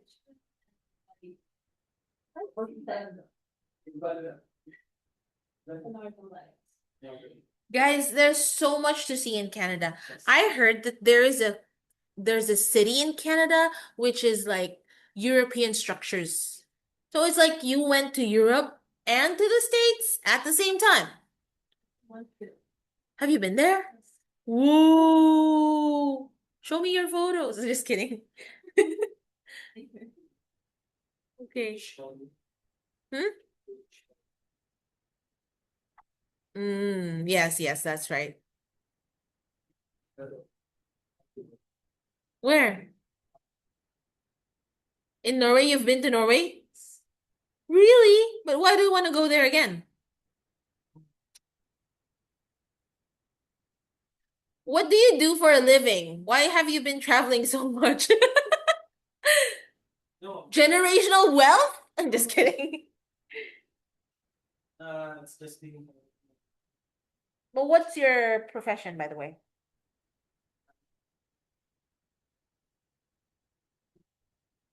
Chef? Ah, really? You mean cruise ship? Kaya pala. Okay, and then. During pandemic, I didn't drink cup. Yeah, because during the pandemic, operations closed. Ah, I see. Operation. Mm-hmm. For students. You don't want to go back to that job anymore. Why? It's not about this other. Stability.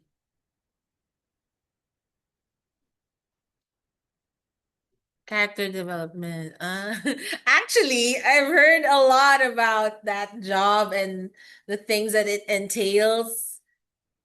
But anyways, that's for some other time to talk about, right? So, if you notice, incorporated in this sample answer are the highlights of why Japan is your dream destination. It talks about the culture, it talks about the place, the geographical description, food. What are the popular foods in Japan? And of course, the experience itself, right?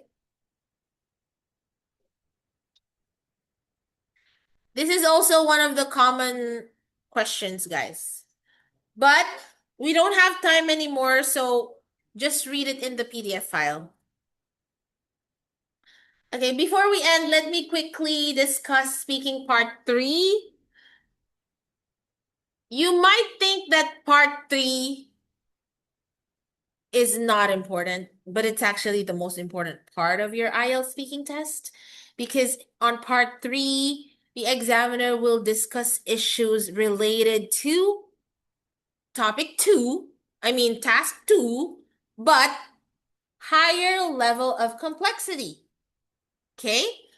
Akala nyo, you might think that the questions on task 2 are easy, but you won't notice that the examiner is already navigating you towards complex questions. Diba? Sorry. Isn't it like that? Ang hirap naman kasi sa English, yung diba, isn't it like that? Like foreign words yun. So, you thought that you're still on that topic, and then suddenly the examiner is gonna ask something abstract. Still related to task 2, but totally different, right? So, it's a little bit shocking.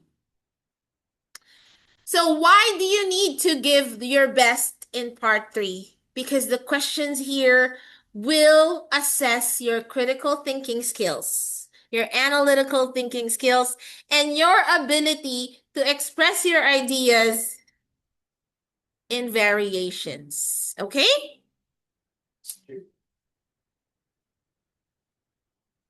Okay.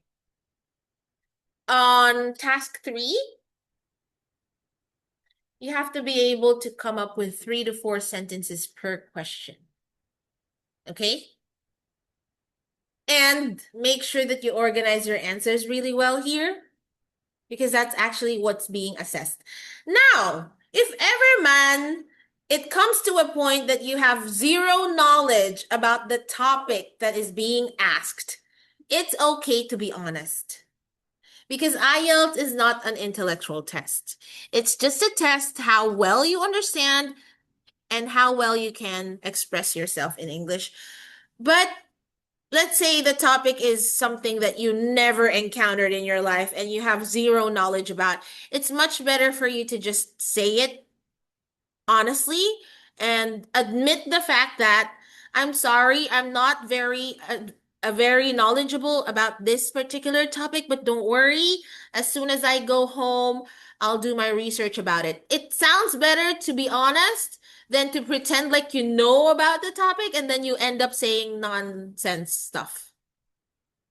Because if you end up saying nonsense stuff, you won't make sense. You will make a lot of grammatical errors. You will commit a lot of pronunciation errors as well. You're doomed.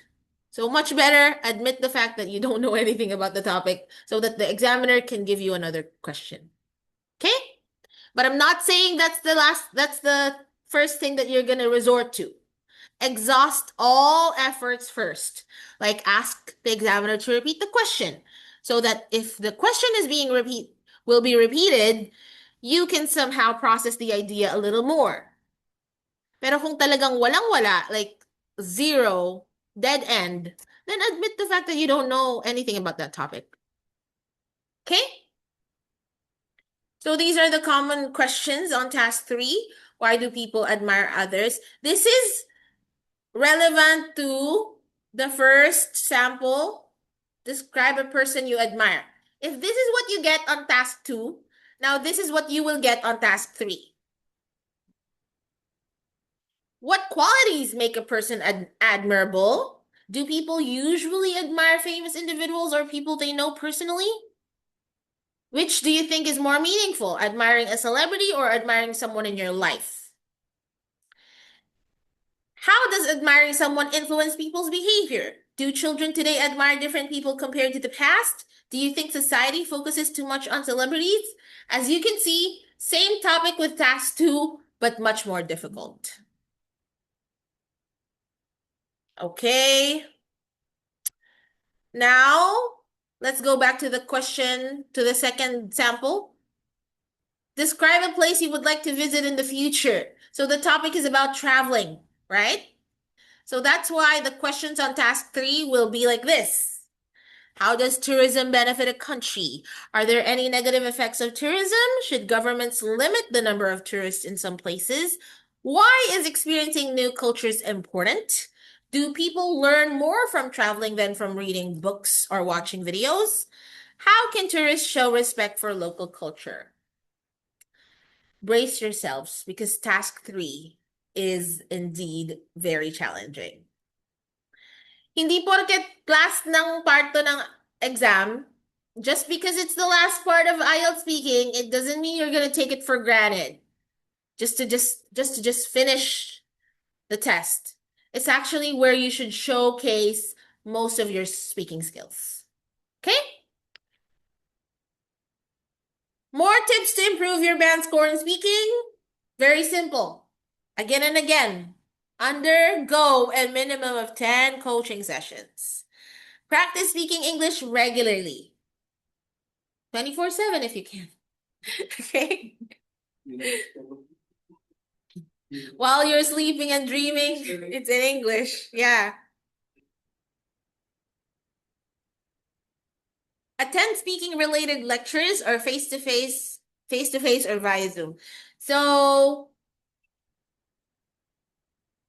do you watch K-pop idols like EXO, BTS, Blackpink, Blue Jean, New Jeans, I mean. So one of the members of the boy band named BTS, his name is JM.